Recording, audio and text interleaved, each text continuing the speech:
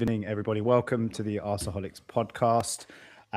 We're here on Saturday night after Arsenal have, scraped through away at Everton this evening. But we've come out with the 3 points on a day and on a weekend where Man City obviously won. And I think today was all about really Arsenal just, like I say, coming out with those 3 points by hook or by crook. And that's pretty much what happened, or at least that's how I feel. I'm joined by Raj and by Chooks. How you doing, boys? Good, very good, man. How are you? I'm good. Well, Yeah, yeah, good, Chooks. yeah, doing well. Certainly feeling better after the 1-0 result, mate. Yeah. I can see Arteta's just doing his presser, and I was actually really interested to hear what he's going to say. Obviously, we'll catch up on it afterwards. But and obviously, we're going to talk about the game. I guess it wasn't an incident-packed game. It does kind of feel like that with a lot of Arsenal games at the moment. But as I said before, today really felt like it was one of those games where we're playing second on the weekend after City. I think everyone expected City to go and do what they did against West Ham, a really poor West Ham team this season. And it was all about Arsenal just coming away from this game, regardless of performance, you could say, but just coming away from this game with 3 points and back top of the league. Is that how you guys kind of went into the game feeling and thinking? Oh no, I went in slightly different. Obviously, the win was the most important thing for sure. Obviously, that's the most important thing. But I did feel like because of the City result, and I think because when we beat Wolves, it was really sketchy. I felt we needed a performance. But at the end of the day, when we were playing this game just now, and when we were only 1-0 up going into the final 15 minutes, like I didn't care that it was only 1-0 at that point. At that point, I'm like, we need to see out this result, right? So in the end, obviously, like really delighted. But going into it, I did want a more fluent performance. I wanted a couple more goals, a bit more of a comfortable margin. Basically, I think what I wanted was us to put our chest out a bit and just say, no, we're serious. Like, we're fine. And we're a very, very, very, very good team. And we don't care that City are breathing down our necks. We're very confident. I kind of wanted that performance. I didn't get that. So a little bit disappointed with that. I guess we can talk about that more, but obviously delighted that we won in the end, right? Yeah, definitely. Yeah, for me, it was a little bit. Yeah, for me, it was a little bit different. I feel that we don't have a settled team, and that settled is from a couple of different meanings. Settled, one, in terms of some of our results recently have been sketchy, right? The loss late with Villa, the struggle that we had with Wolves. So I wanted this game to be a bit of a settling game, and I anticipated that it probably would be. And also, so that's what I mean by we don't have a settled team. There's just been a couple of results that have made us a bit shaky, but also not a settled team in terms of people kind of coming in and out. Got a lot of people coming back from injury that do need minutes, and at the same time, there's a couple of people who had been in a couple of weeks for the past couple of weeks, like Ben White, who then got injured and are out. So the team has chopped and changed a bit. So I kind of thought, I think this will be a settling game.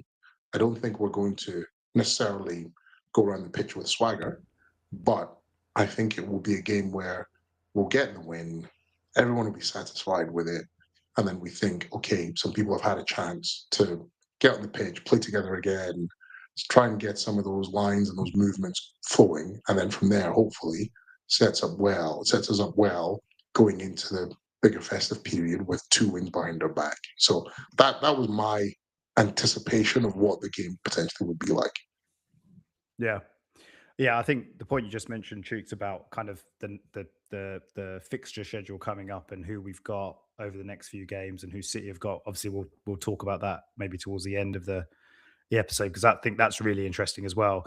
But yeah, just on tonight, I mean, in terms of lineup, right? Like I looked at that team, and I think you guys may have said it. I was sort of I wasn't really paying too much attention. I was busy at the time, just before sort of an hour before kickoff when the teams came out. But I think one of you guys said in the group chat, very, very strong team, basically. Like, let's just go out there and kind of do the business. And like you said, Raj, do it with a bit of a swagger and a performance and dominance.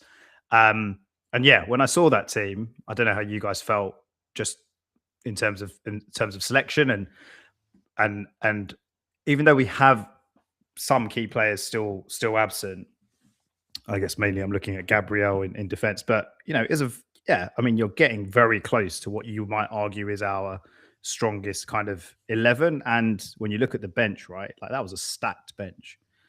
Um, and so I felt pretty nervous going to the game because Everton away, excuse me, always feels like one of those games that is a tricky one. And obviously they've put us on the 8 p.m., an evening game basically. So under the lights. And I think I quickly realized when the match kicked off, this isn't Goodison Park anymore. It's very, very different, right? One of these new stadiums. I don't know, like I don't know any Everton fans, and I can't say that I've paid too much attention to kind of what the atmosphere has been like in their new stadium. But it does feel like they're lacking something from what Goodison Park really offered them, because Goodison Park was one of those stadiums that a lot of teams hated to go to. Arsenal have been kind of indifferent there in recent years, I would say. I remember there's been a few times where we've struggled. And the crowd obviously is a massive factor, or has been a massive factor in the past. And this didn't really feel like that because, the game started fairly slowly. I think the first few minutes, I think Everton were maybe on top, but then Arsenal kind of got into a bit of a rhythm and started to dominate possession. And you could just see that there wasn't really much from the crowd to get Everton going. But anyway, just coming back to the sort of team selection, I don't think there's too much to talk about in terms of, there weren't really any surprises. I think the main ones in terms of discussion points, Calafiori coming back. I think everyone was quite relieved to see him fit again. And like I said, it kind of takes us one player closer to what you'd think is our best back four or back five, including Raya. And I think the other interesting one for me was it going to be Gyökeres up front or maybe Merino? And I did think he might have gone with Merino tonight, just because I think with Gyökeres, and I know this is a huge talking point, just Gyökeres in general and kind of how he's fitting into the team and maybe what he is doing or what he's not doing so well.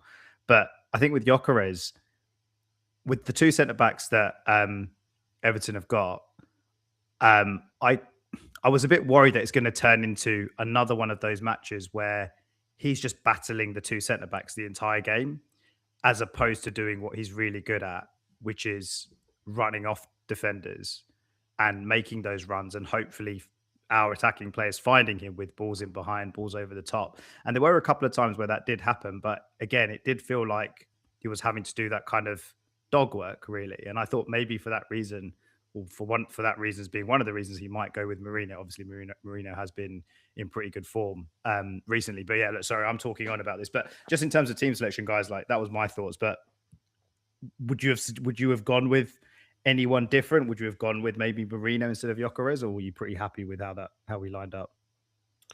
Yeah, I mean, I think we'll probably end up having differing views on it, which is probably a good thing. But I think that what I'd say is, I don't think it's when it's a Gyökeres or a Merino or a Havertz or a whatever. I think we have to acknowledge that it's like the Gyökeres system, the Merino system, etc. So today was more of a question of, is the system we play with Gyökeres more suited to start than the system that we play with Merino? Whether or not we think that Gyökeres is on form or Merino is on better form, what system was better to start with?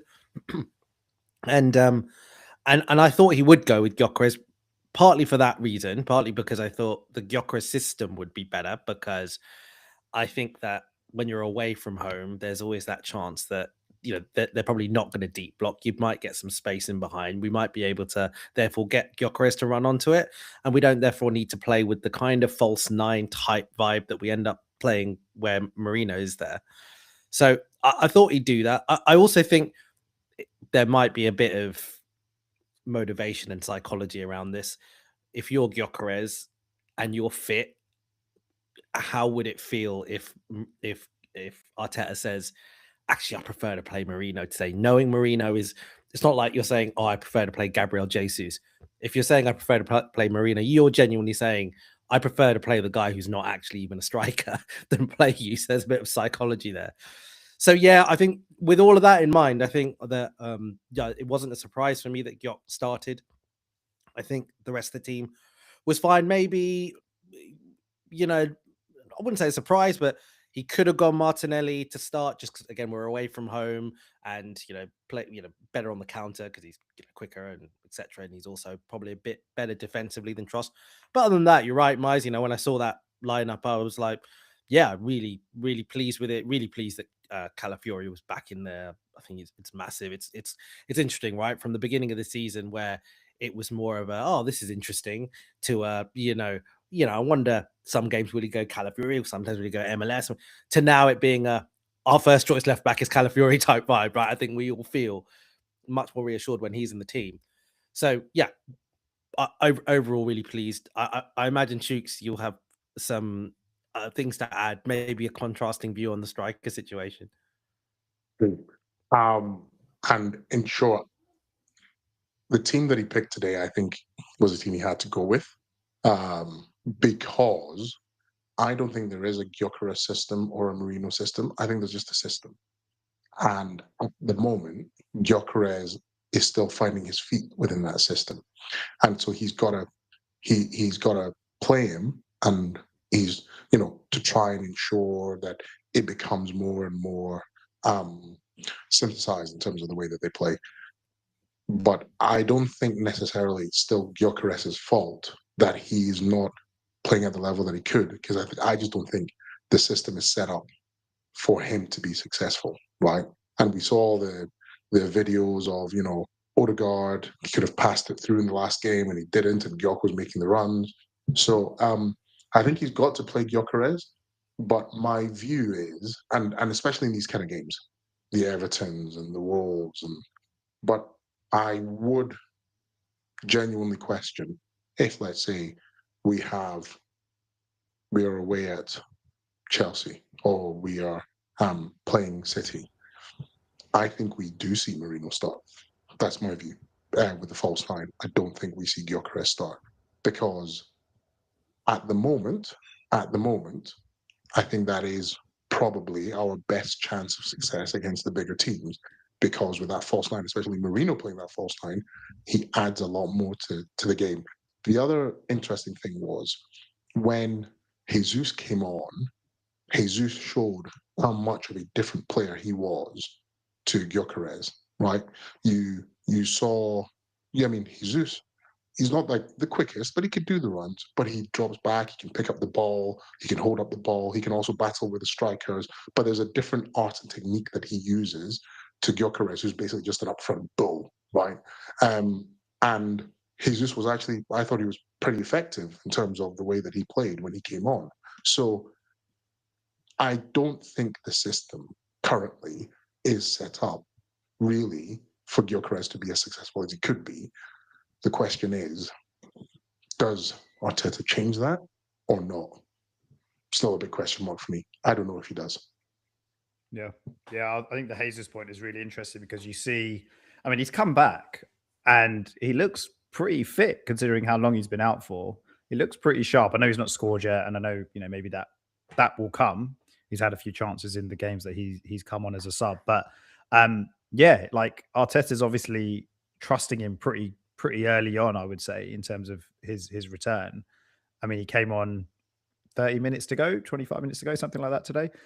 I can see him. We've got the Palace League Cup game in a few days, so that's probably a perfect opportunity to start him if, again, system wise and rotation wise, that's what Arteta prefers. But yeah, I can see him potentially starting some Premier League games soon if kind of things continue as they are with maybe with Gyökeres' form as we're talking about. Look, in terms of the match, and I guess the first half, like, it was, I'm trying to think of the key incidents. It didn't really feel like there were too many, obviously the penalty, but aside from that, there were too many to really get into and analyze. So maybe it's better we just sort of look at the whole match, the match as a whole. Sorry, mate, just on that. Yeah, go for it. When we talk about the handball. Yeah, I was going to come. So that was So you're going to come to that. Okay. Yeah. No, well, that was the next thing I was going to say, because obviously it was the main, and maybe one of the only kind of incidents in the first half. But the handball, like, did you want to talk about the handball specifically? Because I was interested just to talk about the penalty and the decision for Gyökeres to take it. considering we had, well, there's 2 other penalty takers on the pitch at the time. And obviously they've handed it to Gyökeres. But yeah, look, what were your thoughts on the? Did you have any thoughts on the penalty? Don't tell me you're going to say Yeah. that you thought it maybe wasn't. No. I've never seen a more blatant, almost Yeah. literally a more blatant handball ever be delivered. He wasn't. I mean, it's almost very difficult to even have any leverage to try and jump with your arms above your head. And Yeah. it wasn't one; it was both. And he wins the ball. So I just wanted to talk about it because I genuinely don't know what he was thinking with that. Not just single. It wasn't a handball. It was hands ball because it was all of his hands literally almost caught the ball, and we're all looking. And then how the ref missed it, and it had to go to VAR again. Just utterly bizarre set of scenarios that and so I just wanted to put it out there. I was thinking Ridiculous about this. handball, ridiculous that the ref missed it, but blatant. And what was he thinking with that handball? Unreal. This is the thing. I actually, because obviously my initial reaction is the same as you, but I'm thinking about it more. I actually think, I don't know if it's the opposite. And actually, this was not even something that was well thought out at the time. I wonder whether it's something as a defender nowadays you actually actively think about this, because you see, when you look at it in slow motion, right, he knows he's been done because Calafiori's jumped so much higher than he's not getting there. Yeah. So he knows this is gonna smash Calafiori in the head, and it very likely could go in the net. But you know now with the penalty rule, if you handball it and it gets given as a penalty, yeah, it's a penalty, but you're not going to get sent off. It's only going to be a yellow card anyway. So I wonder if, I wouldn't be surprised, because they don't leave anything unturned now in football, right? When they prepare for games, depending on that situation, he knows, okay, so I'm either going to leave it and he's going to head the ball, it's probably going to go in, or I'm going to handball the fucker. No way, man. And I'm going to get a yellow card and it's going to be a penalty. I can't believe that's Because like, in terms of prepare, like in the moment, Yeah. maybe, like God knows what's gone through his head, but I cannot believe that any team would prepare. Like, I know we're good at set pieces, but we're not, I don't think teams are going to start catching the ball midair to stop us from scoring. But do you wonder, as a broader point though, right? Like, don't you think that players are very aware on what the rules are now around what is and what isn't a yellow card versus a sending off? Like in the past, that could have been a sending off, but it isn't anymore, right? They changed the rules around it because you can blatantly, handball it. I couldn't believe it. Like, you can blatantly handball it. You can literally pretend you're the goalkeeper on the line and handball it, and it's given a penalty and you're not sent off. But in terms of the XG, whatever that, I mean, look, Calafiori didn't actually get to the ball, obviously, so I don't know if you can even quantify the XG, but whatever the XG would have been on Calafiori getting to that header versus the XG of a penalty, I assume the XG of a penalty is much, much higher. So just on that basis, I don't know, man. I just find that really, really hard to kind of interesting theory, though. Interesting theory. Well, because I guess to Chuck's point, it's so. I mean, it's it is. He's basically obviously, just crazy. Gone, oh fuck this, and just stuck his arms up. It's ridiculous. But also on a broader point, isn't it interesting, right? That there were 4 potential penalty decisions in the game. There was the one that just happened to us beforehand with Gyökeres. There was this one. There was 2 for Everton, where the Zubamendi challenge, and then the Saliba one. But it's quite interesting, right? The referee gave none of them on the pitch. So I kind of didn't mind that. I kind of didn't mind that. Generally, he was being a bit risk averse about kind of just giving stuff as penalties, because I imagine as a referee, what you could probably do, right? You could say, VAR are looking at it. You could say to VAR, look, I didn't see it properly, so let me know. Because if he says that, I saw it and I was fine with it, then they kind of say, okay, well, if you saw it, I'm not sending you to the monitor.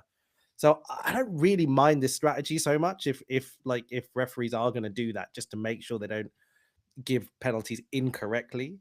But I thought it was interesting that he didn't give any of them on the pitch, Yeah. And just in terms of the team, I guess, or Odegaard deciding to let Gyökeres take it, I just saw something on Twitter. I don't think I can share it on screen because I haven't worked out how to do that, to be honest. But it was it's a little graph of penalty conversion rates of I'm looking at the list of centre forwards, like some of the best centre forwards around. And Gyökeres is second on this list behind Lewandowski, but he's above players like Harry Kane, Haaland, Ronaldo, Ibrahimovic. Saka's on this list, Suarez, Mbappe. So he's 89.7%. Anyway, I know that. I guess he's taken one penalty for Arsenal before. Is that right? This will be a second. So I know that maybe doesn't mean too much in terms of the league that he played in before, but obviously he's an expert penalty taker. We just haven't necessarily seen it yet with him playing for us. But I was quite surprised, to be honest. I thought this was a nailed on Saka penalty because Saka's not really been hitting the numbers this season, right? And from a selfish perspective, like I would still class him as, I don't know, maybe he's not, but I would have thought he's still Arsenal's number one penalty taker. Maybe that's not the case anymore because he is. I mean, I know he's missed a few in his time, but generally he's pretty good and he's pretty calm from the penalty spot. Like he does, he takes on that responsibility, and I think he's a good penalty taker. But yeah, do you guys think that like we're going to rotate this season if we get more penalties? Do you think Gyökeres is now the main guy, or do you think it's just he's not scored in, was it 5 games? I don't think he'd scored in before today, and maybe it's just a case of, look, here's your best opportunity to go and get a goal and like squash that. I agree with that. I mean, they did it earlier on in the season, right? After he'd come in a couple of games, he hadn't scored. They gave him the penalty. Sometimes you just got to break your duck. But that was different. From there, that was different because Saka and Odegaard weren't on the pitch that day. Yeah, but I think again that it's because they asked him to take it with Saka and Odegaard on the pitch. I don't think that they're necessarily changing the penalty taker. I think it was just get a goal. Let's let's kind of push on from there. I genuinely believe it was that. He's a striker, right? He gets confidence from goals. He just wanted to get the ball into the net, and the last time that they did it, it did actually work. He took the penalty, banged in the goal, and then he got a couple of goals after that. And then obviously he got injured. So I think it was that. I don't think they're necessarily changing the order of the penalty takers going forward. Arteta, again, I've just seen something on Twitter saying his post-match, he's been asked about giving Gyökeres the penalty, and he said, I was very happy for him, got Gyökeres. They took ownership on the pitch between Odegaard and Bukayo and him to decide who was the taker, and they made a great decision because Victor put the ball in the back of the net. Yes, I agree, it shows selflessness with that, and as well the confidence on the player, because obviously he practices every day and he's unbelievable and he put the ball in the back of the net. So I love when players take ownership and decide by themselves what is the best decision. That's something really positive. So yeah, maybe you're right, Jukes, sort of Arteta sort of indicating the same sort of thing, right? It's not necessarily a permanent change, it's just depending on, I mean, I'd be interested to know what would have happened if it had been the last minute, we're 0-0 last minute and all three of them on the pitch. Yeah, exactly, right? I don't think it's going to him exactly. So, yeah, thank God he scored, because obviously it wasn't a game full of chances. But you remember, like, it wasn't that long ago when, in fact, I think, no, it was last season. Like, last season, if memory serves me well, like, Saka did take a lot of penalties, but it had been him and Odegaard in tandem for quite a while, right? We didn't have really a set penalty taker. It was that thing, you basically never knew at one point which one of them was going to take it. I mean, maybe that relationship between two of them gets shifted to three of them. I don't know. But the fact that, as you mentioned Arteta's comments, he said selflessness, that would indicate that Chooks' theory is probably right.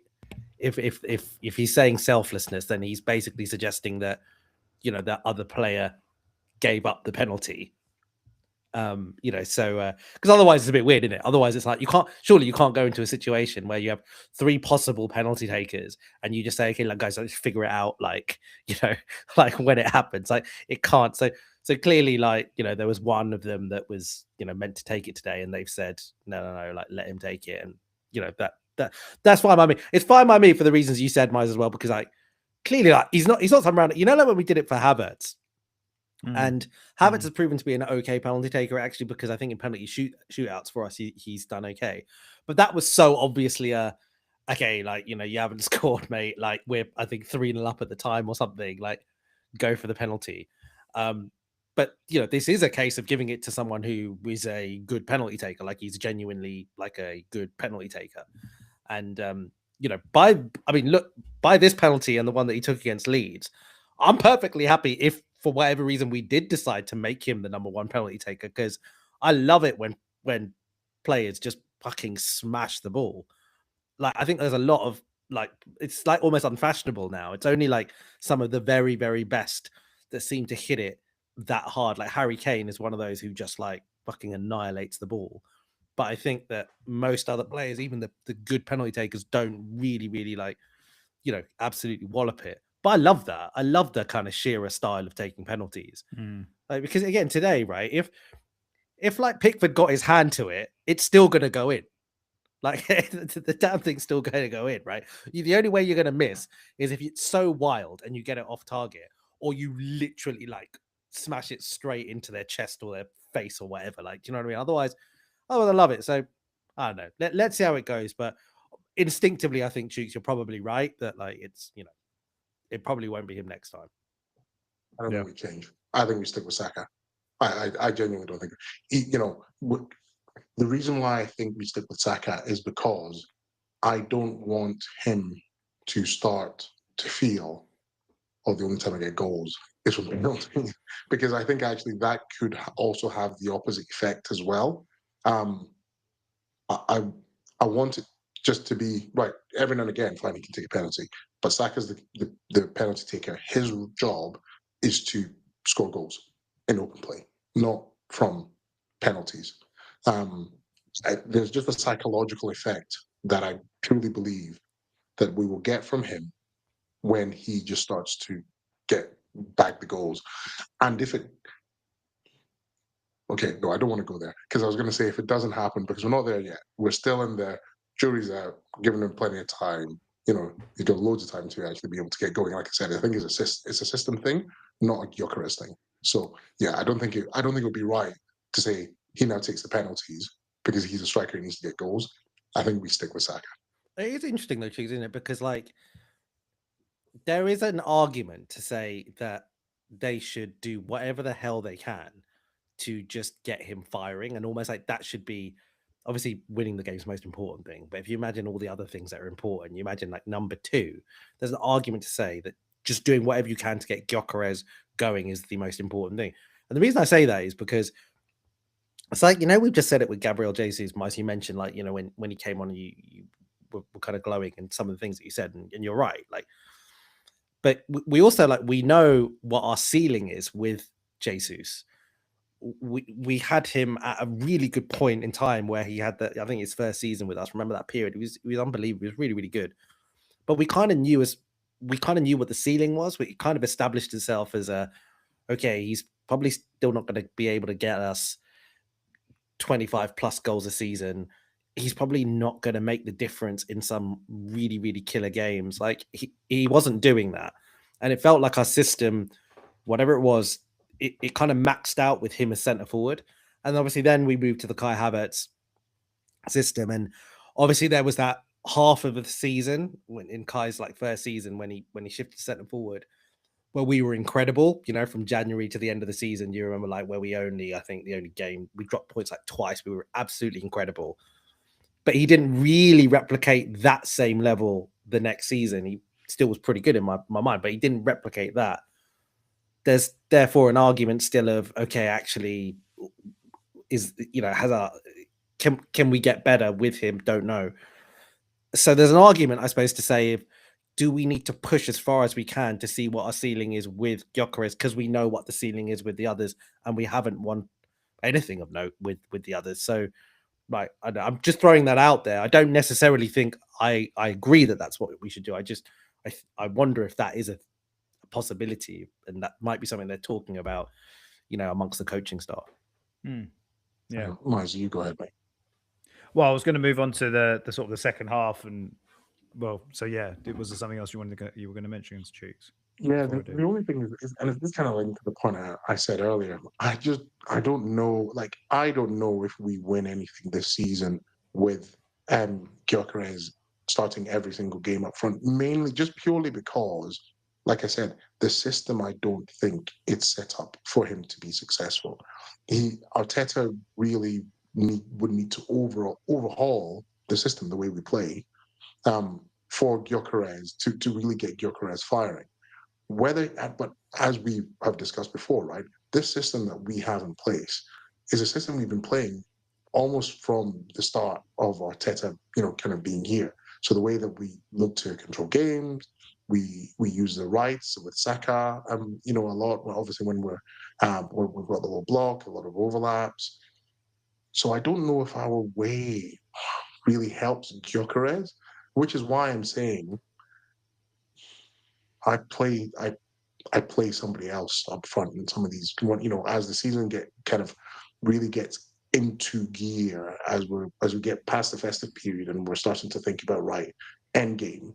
I don't know if I necessarily go with Gyökeres up front in every single game, especially when you start to get to those clutch games or the games that matter. I think I go somewhere else. Let's see. Yeah, let's see. It's going to be interesting. I mean, look, there's so many games as well that I think rotation's inevitable. But yeah, absolutely. Like I said before, I can definitely see it happening. I'd probably punt for Gabby Jesus to starting a few games again, as I said before. But look, second half, I think, yeah, there were a lot more, let's say, chances for sure. Definitely Arsenal. I think that maybe as a game kind of opened up a bit where Everton obviously had to come out. I think they started the second half quite well, but it still felt like Arsenal were in control overall. But I guess when you're sitting on a 1-0, like we were all shitting it for the duration of that match, basically for that second half as well. Like it's just such a risky scoreline, and we're all screaming in the group chat like when the chances were coming and then going, and we were missing them. And Trossard hits the post, and Saka has a shot cleared off the line, and Zubimendi hits the post, and yeah, it only takes one moment, doesn't it? But I think that moment, to be honest, if Everton weren't going to do anything, was their penalty shootout. And I don't know about you guys, but I mean, I thought it was a penalty. I still think it was a penalty. I think we were very, very fortunate. I think we were very, very fortunate. Which one? Which one are you talking about? Sorry. The Saliba on... Was it Beto? Who was it on? Was it on... I can't remember who it was on now. Anyway. Yeah. The Everton player. Yeah, like for me, man, I'm just really surprised that I don't know, maybe we're due a bit of luck, because I feel like we've been on the wrong side of those a few times in the past. And maybe it was just, we were just very, very fortunate, to be honest. But I think for me, like, there's no question he's missed, like Saliba's missed the ball. He's gone straight through, not straight through, but he's kicked through the back of the Everton player's leg. And if he doesn't do that, then potentially, I'm going to say it was Beto. I can't remember if it was Beto, but I'm going to say Beto. Beto controls it, and they keep possession. They do something with it. I don't know, but I think he prevents him from doing that. And I think that's a Stonewall penalty. But I don't know if you guys agree or feel differently. Do you remember the Saliba's been done doing the same thing before away at Brighton? Right? Yeah, I remember that. Yeah. It's the same thing, and João Pedro, I think it was. And we dropped points that game. He's been done before on that. And the thing was, when it was given that game, I was really annoyed. But from I hated the fact that those are given, because I still feel like they need to take into account a couple of things. One is intent, and two, like, did he stop the player from actually doing something that relevant, if that makes sense, right? And it wasn't the case against Brighton. And I don't think it was the case today either, where like he's obviously just trying to go for the ball, and it's not even a reckless thing. It's not even being reckless. He's obviously like got eyes the ball. The ball's coming down, and he's looking to clear the ball. And it's completely true that the attacking player gets there first. So he has absolutely like kicked the attacking player's leg. He absolutely has. But in an optimistic world, like, I hope that the referees looked at that and gone, okay, but the attacking player, he's not actually controlling it in that. The attacking player is basically swinging his leg there. He's not really going to control it. He's not facing towards goal. The player has his eyes on the ball the whole time. And maybe he's looked at it, and maybe I'm being very generous, but I quite like the fact it's not given when you break it down in that way. But I agree with you, Mice. Like, given it literally has been given before against the exact same player. Yeah. Okay. On that basis, we're damn lucky. Yeah. and Chicks, I don't know if you have anything to add on that one, but I personally, I was more worried about the first one, because the first one, to me, right, I feel like it's one of those, if that's not given against us, I'm pissed. What's I the think maybe first one? the Sorry. first one is the Zubamendi one. You know, where you and I thought that was a foul, and Shoot said it was Oh shoulder to yeah. shoulder. God, I forgot. Yeah.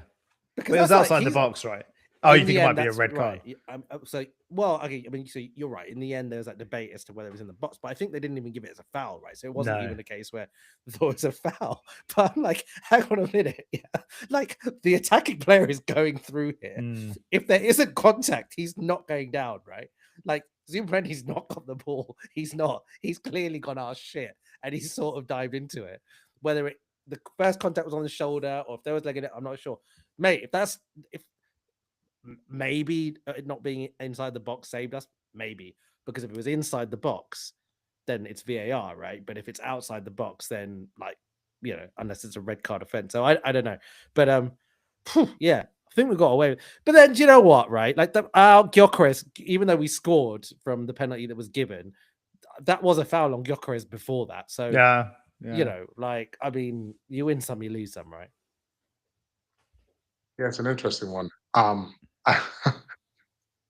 I think I agree with you, Miles. I think it was a penalty, right? Because he fouled the guy at the end. Because look, it's in the box. Did he foul him? He clearly kicked him and connected with the guy foot on foot. He didn't get the ball, and the guy went down. The only rationale that I can think in normal speed is, with most things, right? There's a lot of stuff going on in the box, and by the time the ball's coming down, and it's kind of partially what you said, Raj. He's facing away from goal. There's no control. He's just swung a leg at it. This is the Everton guy. He's just swung a leg at it, and he's like almost like hoofed the ball, right? So it's just gone up. And then Saliba was almost similar time. So they both kind of come to the same point. Just the Everton guy's foot was just ahead, and then Saliba kind of kicked his heel. But I think the Everton player falling on the ground and feigning as if he's been, murdered, probably just went. The ref just went. Nah, it's just part and parcel of the play. But I think the letter of the law is that he fouled him. We got away with it. The Zubamendi one, I honestly just thought it's not a penalty, because I do know what you're saying. I hear what you're saying, Lash. He was through, but it's not like he didn't connect. It was just like shoulder to shoulder, and the guy just fell off a little bit of pressure. So I thought, I think there was no way like that's going to be some given. like knee. I think there might have been like a clash of their knees or something. Like I saw there was some contact between their legs. Whether that would have been classed, well, obviously it wasn't classed as a foul. Yeah.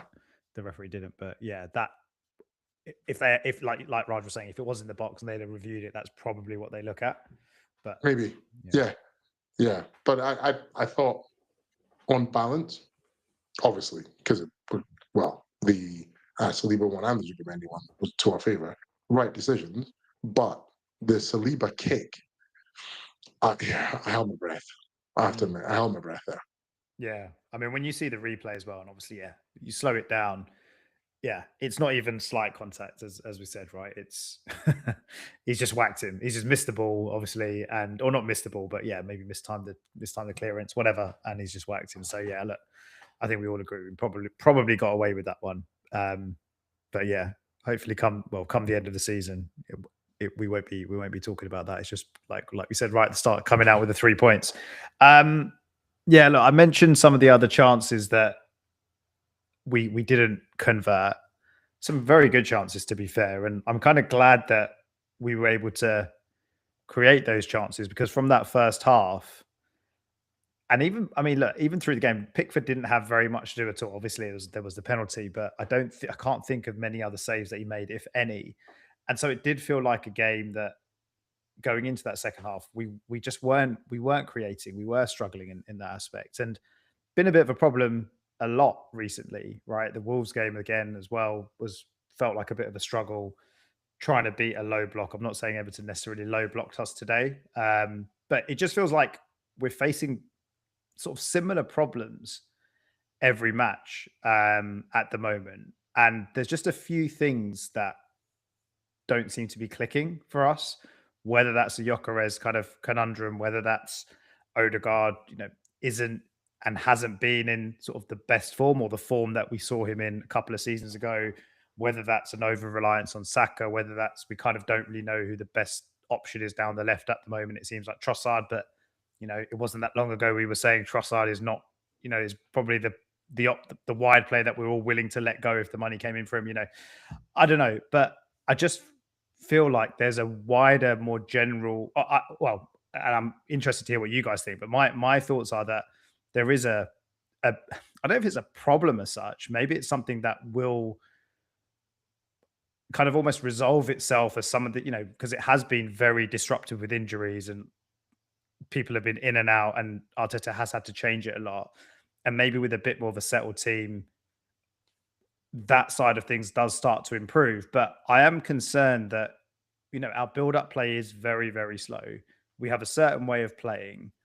We stick to that. And like I was saying before, man, like we were on a 1-0 away at Everton. I think if that was Goodison Park, I think it could have ended very, very differently. I think we've seen it before.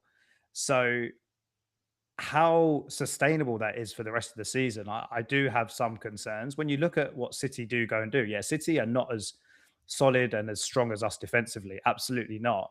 And everyone says, defense is what wins Premier Leagues. And I think if we do go and win it this season, it probably is that's going to win it for us, to be honest. But you can see City have that ability to go and just blow teams away. They get the first, they get the second early in the first half.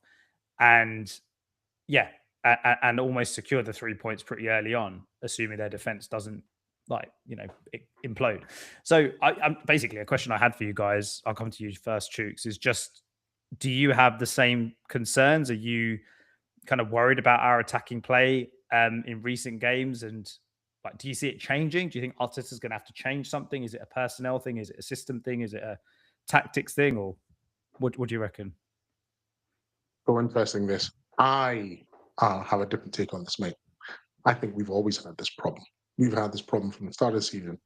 What's really interesting is the reason why we are really struggling at the moment, interestingly enough, is not because of our forward, it's because of whatever defender we're missing, Gabby. Because we've got so many goals from set pieces with Gabby, either the disruption he causes or the goals that he scores, that has hidden this deficiency we've had in our game from the start of the season. I would even say from part of last season, right? And so this discussion around our struggle to be able to score from open play. We've been talking about this for a while, from the start, but it was just papered over. The cracks were papered over because of the goals from set pieces. We lost Gabby, and we literally have lost a lot of that potency from set piece.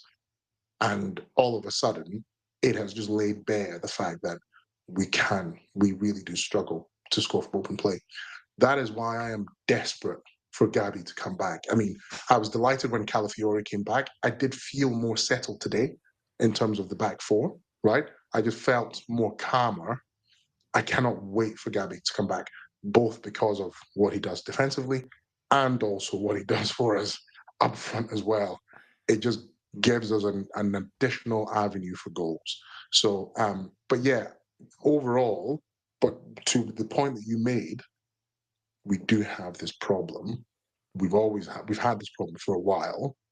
We've tried to solve it through set pieces. We've lost the set piece capability.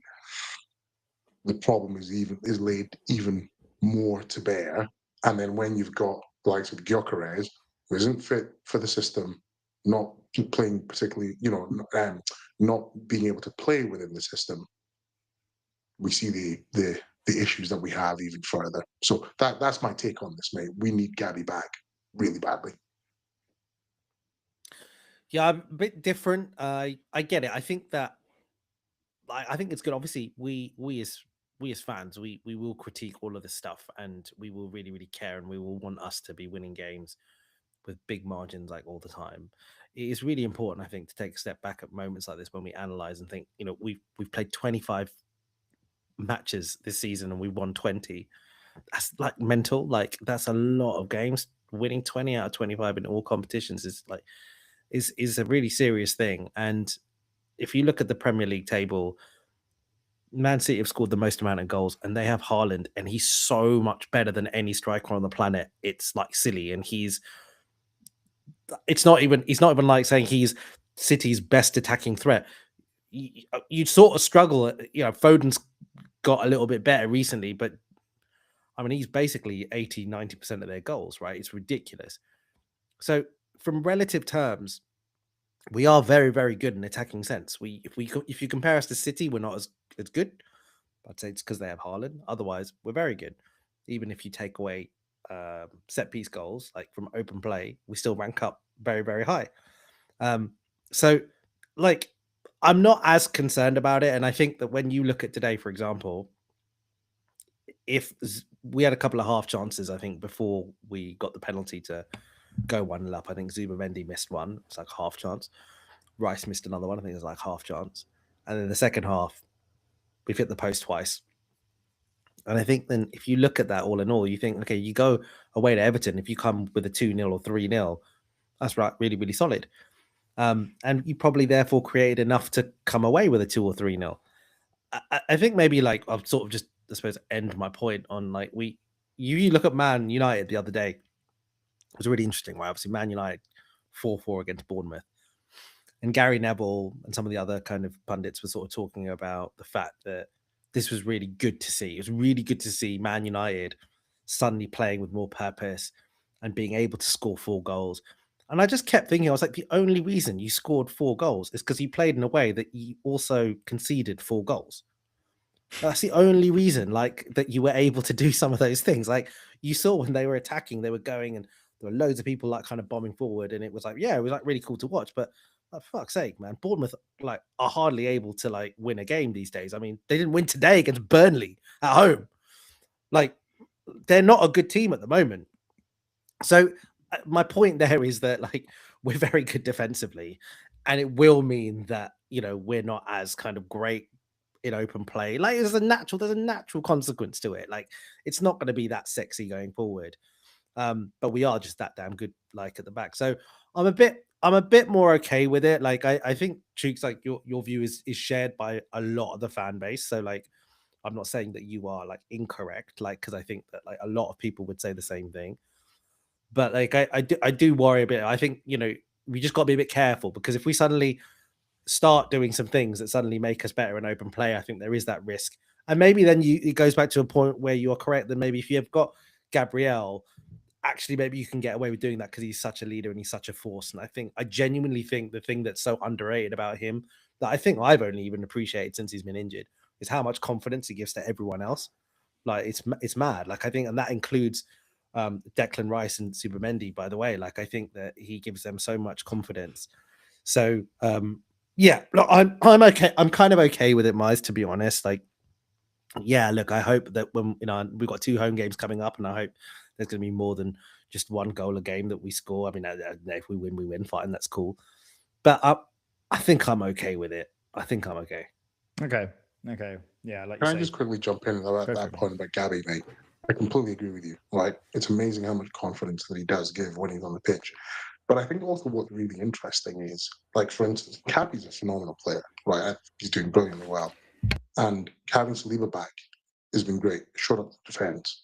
But in equal measure, the combination of Saliba and Gabriel, it's just amazing how much of a multiplier effect they are for each other, right? And all of a sudden, the team going in, it's almost like any situation, any team we're facing against, when we've got Gabby and Saliba together at the back, there's a totally different outlook on that game. But I would say you take one of them out, because even if you just have Gabby back there and let's say Mosquera, again, great combination, but there's still an element of, I mean, it's significantly diminished the confidence going into the game. And part of what you were saying, we knew that they were both great players, but it's with Gabby being out and wishing him to come back in, because you know how much more the team is going to elevate when the 2 of them play together, as opposed to just one of them at the back there. You're not just losing 50%, I would say you're almost losing like 80% by just having one or the other out. It just makes such a difference with the combination of those two. I'm really excited for Gabby coming back into the team. Yeah, and I think the news is that he's coming back fairly soon, right? I think Arteta was sounding quite positive in the pre-Everton press conference. So yeah, fingers crossed, like you say, he is back soon because yeah, he does bring a huge amount to the team. Just before we kind of wrap up on everything, because I'm really interested and keen to talk about so many games, right? Because of the Christmas period and kind of the fixtures that Man City have got and how we see all of it going over the next kind of week or 2 weeks. But there's one player that I really wanted to call out, who's Declan Rice. I think he got nominated. I think he got called, not nominated. I think he was man of the match. And I messaged you guys I think during the game. Saka was man of the match. Oh, was Saka man of the match? Yeah. Oh, I saw a tweet saying Declan Rice was man of the match. Maybe there's like do Arsenal do a different one then? Maybe. I think Arsenal do a fan voted one. Yeah. Okay. Yeah. All right. Yeah, I voted loads of times for Declan Rice. Yeah. No. I mean, look, man. Like, I know.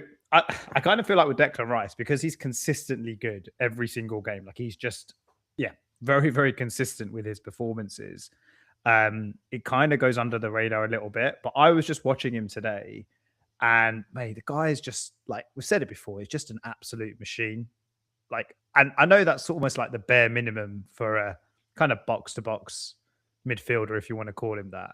But I don't know, the level of maturity that I see in his game now in certain situations when we're playing out from the back, and I thought Zubimendi was quite good at it as well, to be fair, but even just playing out from the back, and it almost feels like we've come to a bit of a, like, the play has come to a bit of a cul-de-sac, I guess you could say, where it's almost like there's no way out. And then he just finds a very, very kind of simple looking pass, but he just opens up play and we can spread it out to the other side, out to Saka again.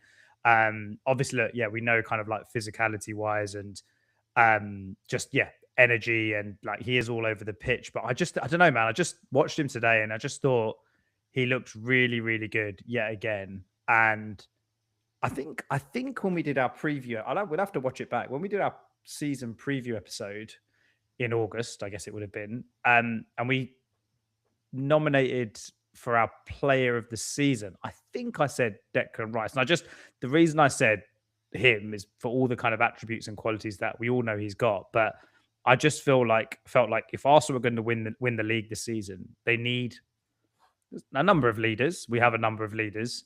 Gabriel's one of them, as we spoke about.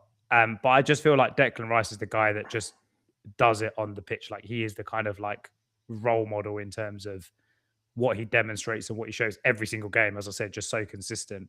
But yeah, even just on the ball as well today, I just felt like he was just very, very accurate with his passes, passing through the lines, everything, man. I was just super, super impressed with him. And I don't know if you guys sort of felt the same, or you just thought it was another good Declan Rice performance and nothing to call out, Raj?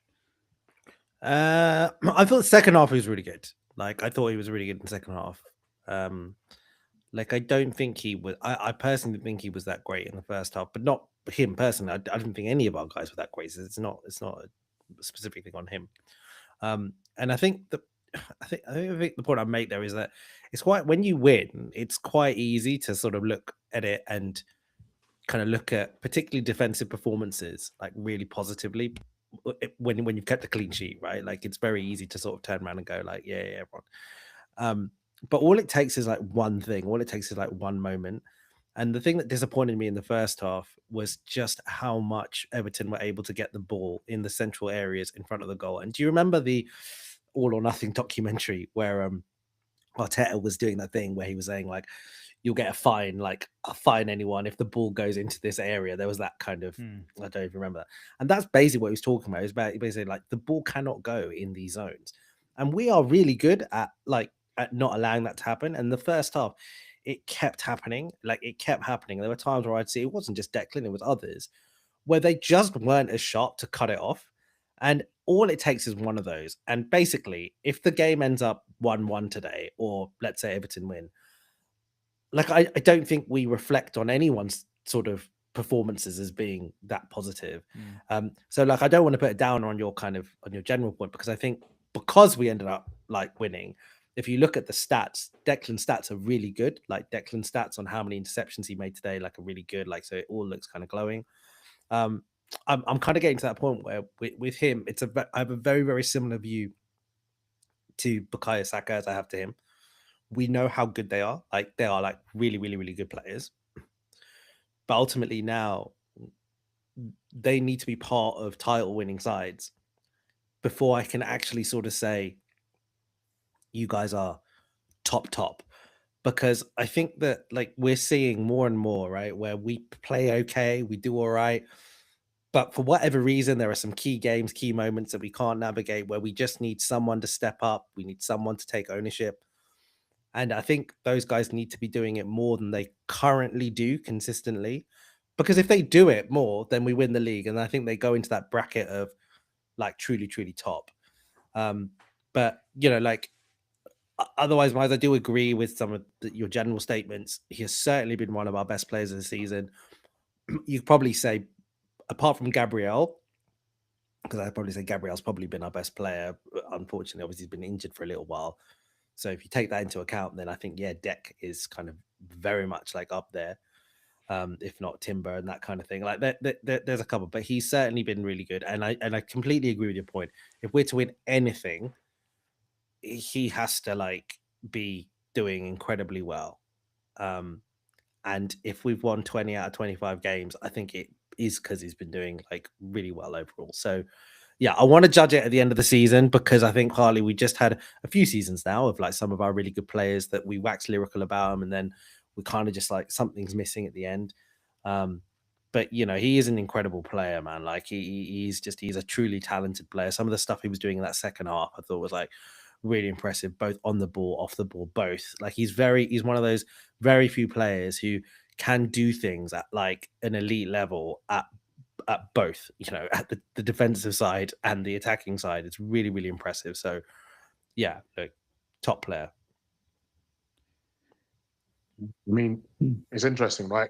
If Deckers was, if you imagine this was a company, Deckers is like a real company man, right? He sits at board level, and the area that his division is working overtime, literally carrying the company, and he's seen as someone who is absolutely dependable and delivers, right? And his end of year rating, as always, mid year, end of year, is always like top class. I would say part of the problem that we have is we're missing like the maverick, right? That person, the innovation, the research and development area, because our company runs in a particular system. And I think if you remember, I said at the start of the season, my hope is Odegaard purrs, because I think if Odegaard purrs and is, at delivering the creativity that we know he can do, then, and we're waxing lyrical about Odegaard, then that's what I want, because it means Arsenal's going to win the league, right? And I think currently that's what we're missing. So Declan is doing what we want Declan to do. He's doing what we expect him to do. His division, his area, phenomenally well. But I actually think he would be doing even better. And part of the deficiency for Declan is he doesn't have that foil that we were hoping either Odegaard or Eze would be.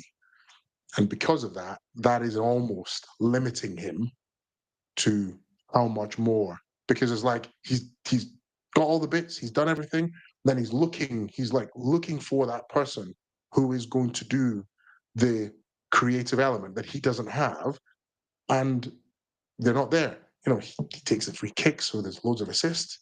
He scores goals from free kicks. He does a lot of the set pieces. My view is almost you couldn't ask him to do any more. I'm actually worried about his workload as well, because he seems to play every game start to finish. And I don't know how much of a sensible idea, because I genuinely do believe if he gets injured, I think we're in real trouble, real trouble. So many aspects of our game we would lose if we lose him. So I personally don't think we can almost wax lyrical enough about what he does for that team.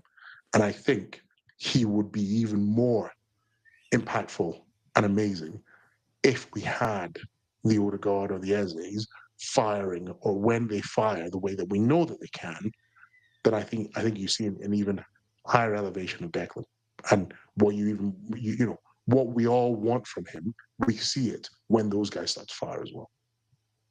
Yeah, yeah, But I think I'd quite like to see from Deck that maybe in last week when we played against Wolves and everyone was crap, like they were like we were rubbish, but Saka actually it felt like he went, okay, do you know what, like I'm gonna have to pull through somehow. I'm going to have to do something. Like, and both, he kind of got 2 funny assists in the end, but like, even like the winner was really good from him. It was a really kind of key moment where he had to do something of a very high quality, and he did. And I really liked that from him, and I really liked Saka generally. Like apart from not being able to score today, I thought he did really good things. I think Saka and Rice just need to be doing stuff like that more and more, because if they do more and more stuff like that, then we end up winning the league. You're right, Dukes, Odegaard falls in that category, but I think it is about your like really big players just taking those moments. And with Deck, some of it falls on the defensive side as well, right? Because they showed that stat on Sky Sports, right? We've conceded, I think 40% of the goals we've conceded have been in the 80th minute or more. And look, we don't concede many goals, so obviously that's the main thing. But that does tell me that there's something that we could be doing a little bit better in that period of the game.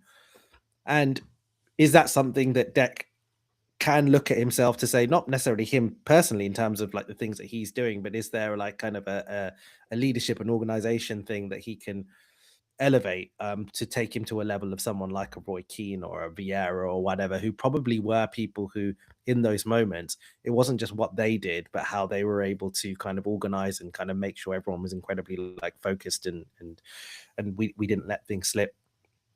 If he, at the end of the day, I think we need that, and I think we probably would look to him to do that. And we're talking about margins now, right? Because it's just that we finished second all these seasons. We haven't won the Champions League. I think those are the sorts of things that ultimately are going to kind of take us over the line. Come on. You can't ask the man to do everything, right? You've got Odegaard and Eze not firing. You've got Martinelli on the left as well, not firing. You've got Gyökeres up front, not firing. My view is, honestly, I almost feel you almost couldn't ask Declan to do any more. And you're talking about the leadership, and I agree with you. Give him the armband. You want him to be the guy who's coordinating and organizing and leading and driving the team. I agree. Give him the armband, because it's Odegaard first, and when it's not him, it's Gabby or it's Saka. I don't know. I've not even seen Deck with the armband on, but he clearly is the guy who is on the pitch, who is actually driving and chastising and telling everyone to keep their heads. So there are glaring holes, my view, in our system, in our play, and in the way that we are set up, that Arteta has decided for whatever reason. I'm not in the background for whatever reason. And my view is Deck, like one more, one more you want the guy to do. And if you want him to do some of these things, okay, but then make it official, right? Put a ring in his finger. You want him to do the organizing, then make him the captain. Like but Yeah. if you're not going to do that, you can't say, "Oh, I expect to see more from you, Dad." What the hell is Odegaard doing? What is Martinelli doing? What's Gyökeres doing? So that's my view. Is yes, of course, we can be more demanding of our players. I agree, but where someone's department really is tip top, and they are executed, and they're literally saying, "If I just had somebody else who was doing innovation, that's not my space. And if you want me to do that as well, like you may end up breaking me. You may break me." I'm kind of I'm pretty much in agreement with you, Chooks. Like, not to we could talk about it for a lot longer and maybe debate it, but I'm not necessarily saying that he needs to become captain, or I feel like he should be captain, because I think there just seems to be this kind of acceptance, but also respect for Odegaard in terms of the role that he plays as captain. It's obviously a very different type of captain to say what Declan Rice would bring, or maybe like a Gabriel, for example.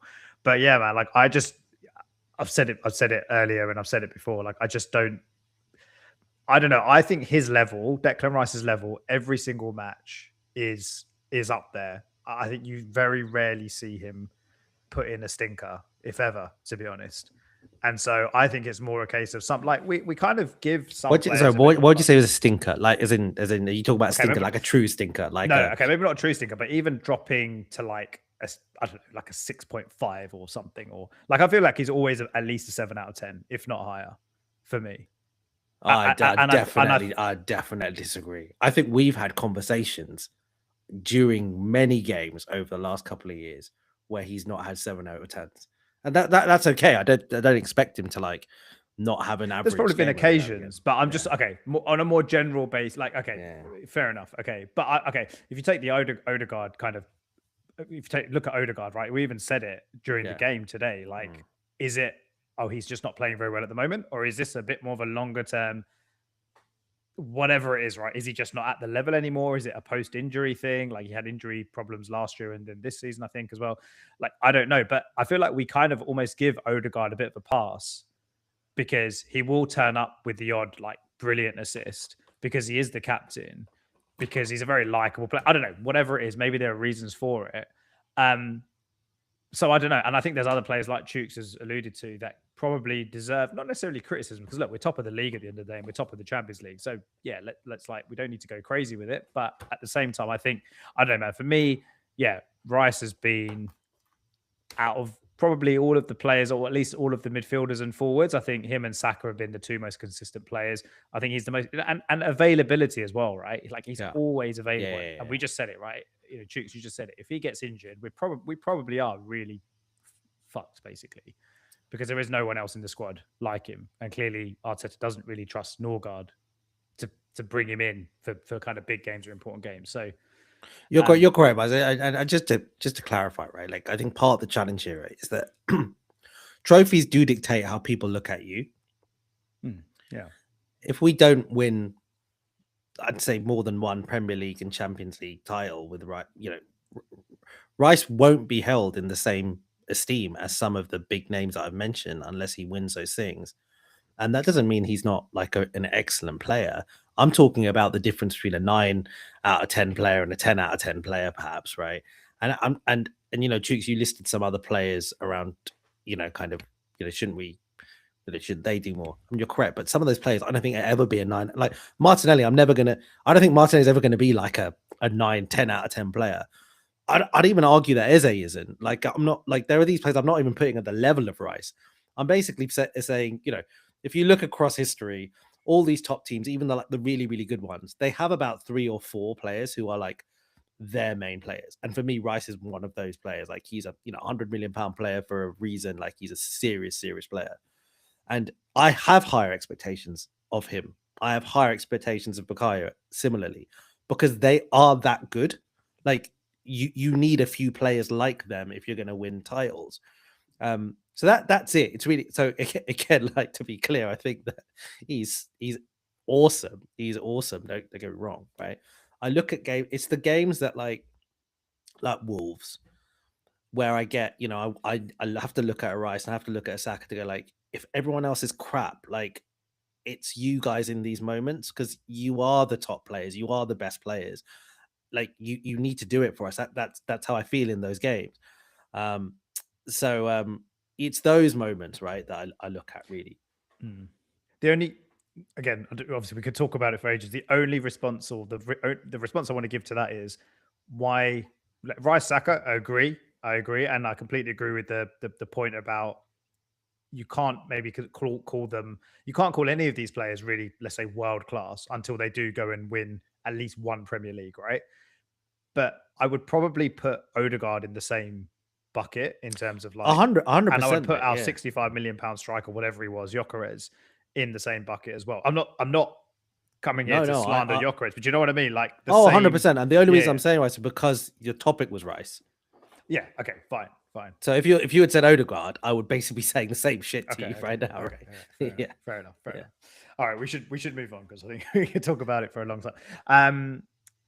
Yeah, look, Aaron has put it in the chat, right? I don't know if you guys saw this. I just put it up. Yeah, top of the league. Don't look so sad. He's put in the comments, which is true, right? We have won today. We are top of the league again.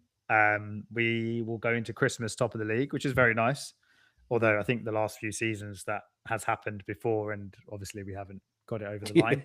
So being top at Christmas is not good for us. No, it's not. It's not. But fingers crossed, it's a bit different this season. Look, loads of games coming up. Obviously, we've got the League Cup Tuesday. I think that is. Is that right? I'm getting into Christmas mode now, so all the days kind of all look the same in terms of weekdays and stuff. But anyway, I think it's Tuesday, the League Cup. But I just wanted to look at the league games that we've got coming up because I think it's really interesting how the fixtures sort of play out. So Saturday next week, next week, City play first. They go to Forest away in the early kickoff, and then we have Brighton at home. And yeah, make of that what you will in terms of Forest away. Could be a tough game. Equally, you could just see City going to getting a comfortable win. But then the week after that, so the Tuesday, a few days after, Arsenal play first. Sorry, Arsenal play first on the Saturday. So Villa at home, evening kickoff, and then City go to Sunderland on New Year's Day. So they have a bit more rest as well before they play Sunderland. But again, 2 tough away games for City. And then I think after that, Arsenal go to Bournemouth. And sorry, I'm really struggling here to find all. And yeah, City have got Chelsea. City have got Chelsea the day after we play. So I look at those 3 games coming up. I'm fairly positive. I'm fairly optimistic, I guess, just in terms of 2 home games, an away game against, like you said before, Rajesh, a Bournemouth team that are not doing that great, but it will be probably will be a tough away game. Just what do you guys think? Like, it's Christmas period. We're going to get some more injuries, probably. Maybe some players come back. Arteta's going to have to rotate, so maybe we're not going to see the strongest 11, quote unquote. But yeah, like, how are you guys feeling going into this sort of block of games, just with the kind of City games as well that I've mentioned? You feeling confident? Do you think we'll still be top coming out of after these next 3 games? My view is across those 3 games for both teams, I think there is I reckon there's 2 points that'll be dropped. I'm not saying who's going to drop the 2 points. I can tell you, right? I think that that is my gut feel, is across both of these teams, 2 points will be dropped. So that could be each team has 1 draw, that could be one team has 1 draw, or there's just 2. I don't feel there's going to be that much more points than that will be dropped by these teams. So someone somewhere is going to drop 2 points. Do I think we'll still come out top? I do, and I really believe that this festive period, we almost have to come out of it on top. The reason being, it will give us confidence.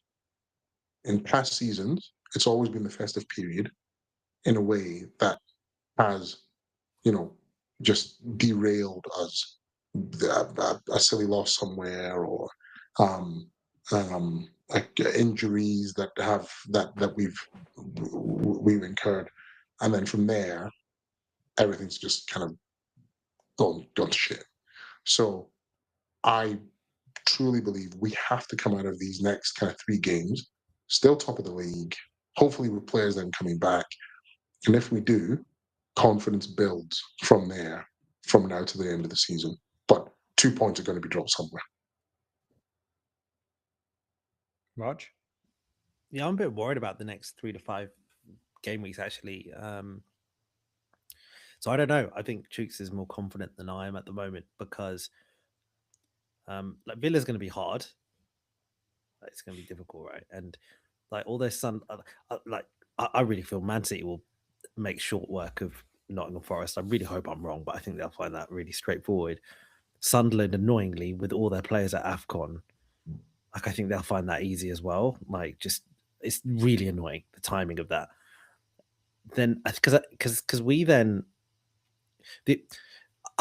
I'm semi hopeful. Thing is, Chelsea have a decent record against big teams. They generally seem to turn up. They're doing, half decent in the Champions League.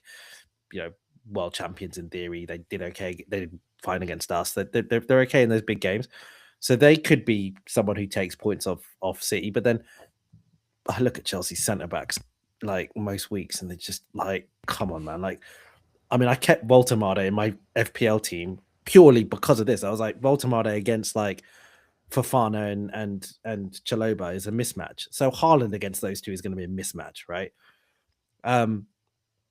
But then, this is why you're top of our FPL league, because I took Voltemade out this week, and yeah, explains a lot. Sorry, carry on. Yeah.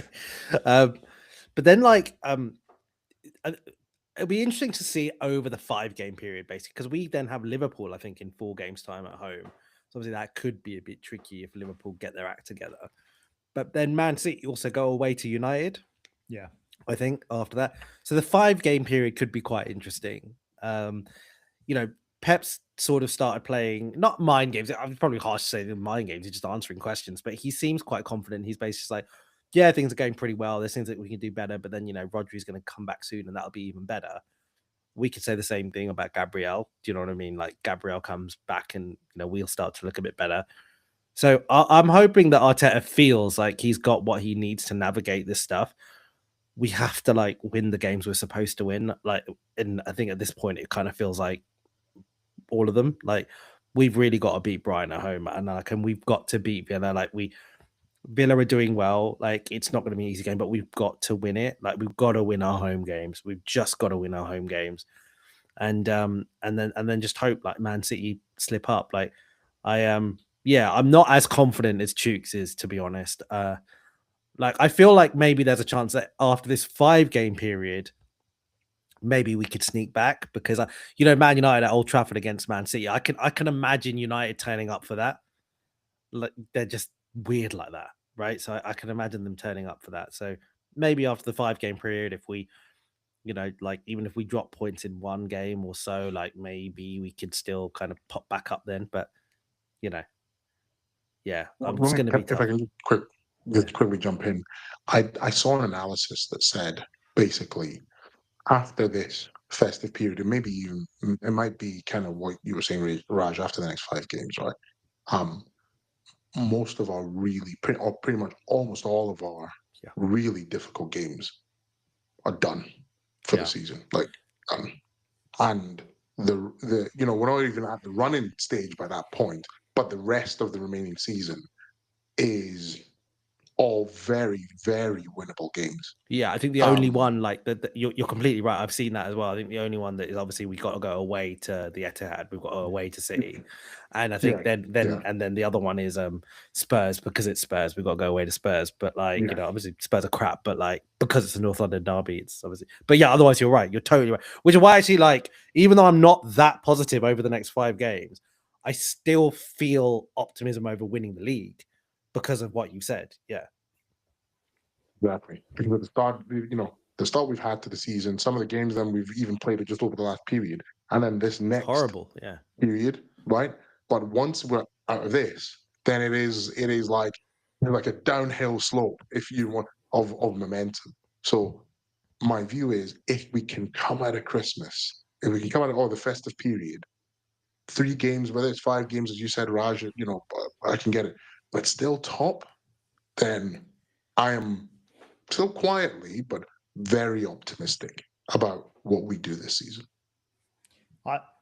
I think we're winning all 3. If we're looking at the next 3 games, I think we're winning all 3.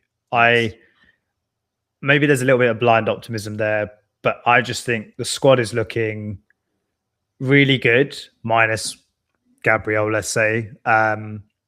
We've got players that have been injured for a long time coming back. I'm thinking of players like Gabriel Jesus just adds another dimension. We've got loads of options. We can rotate over the next few games. Like even that Palace game in a couple of days. Like I'm not really worried about it because if Arteta's smart, he can rotate well enough, but still put out. I mean, yeah, he can rotate and put out a very, very strong team, and it shouldn't really impact kind of the rhythm of the team at the moment, and it shouldn't necessarily put us at too much risk of picking up a really bad injury. But yeah, like I don't know, man. I just think Brighton at home. I think, like you said, Raj, that's just a game. If you're going to win the league, you just have to win that without any, you just have to go and win that sort of game. Villa's a little bit different in terms of they're just a very they seem to be doing quite well this season. They're a different challenge and they've got a good record at the Emirates as well, which is annoying. And Emery seems to always pull our pants down. But at the same time, it's a game that you need to go and win. And I think, look, if you're asking for like if you had to choose fixtures for the Christmas period to get 2 home games in a row is pretty nice. And then Bournemouth away isn't the worst away day as well. Like it's not a Newcastle away or like a Liverpool away or something, right?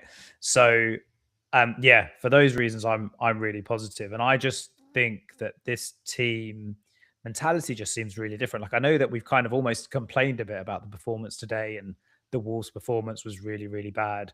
But I mean, today's performance wasn't necessarily bad, but there were just things that we noticed that maybe aren't quite clicking yet. But I think we're finding a way to win matches, which is all that really matters at the moment when you've got so many games in a short period of time. So yeah, for those reasons, I'm really, really confident, to be honest. I think we'll take it one game at a time. I think Arteta will switch it up when he needs to. I think he'll make subs earlier. I think he's been doing that a lot this season to change the game if he needs to. So I'm really confident. So I'm actually going for.